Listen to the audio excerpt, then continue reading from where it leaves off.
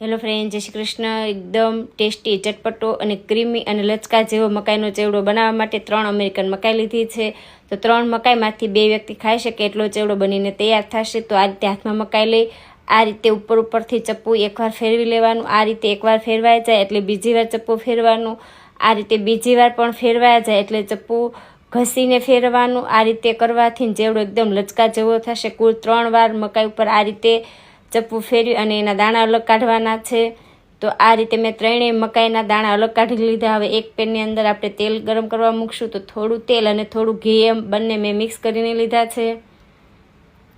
હવે 1 ચમચી જીરું, હિંગ, આદુના ટુકડા, મરચાંના ટુકડા અને મીઠા લીમડાના પાન બરાબર મિક્સ કરી થોડી હળદર એડ કરશું અને મકાઈના દાણા એડ કરીએ, સ્વાદ અનુસાર મીઠું બરાબર મિક્સ કરી ખુલ્લો જ આ ચેવડાને આપણે 1 મિનિટ જેવો કૂક થવા દેશું। 1 મિનિટ જેવું થાય એટલે બરાબર મિક્સ કરી ઢાંકી અને 2 મિનિટ માટે કૂક થવા દેશું। પાછો આપણે આ ચેવડાને બરાબર મિક્સ કરીને 1 વાટકો દૂધ એડ કરશું, બરાબર મિક્સ કરી લેશું। દૂધ એડ કરવાથી આ ચેવડો એકદમ ક્રીમી એવો સ્વાદ આવશે।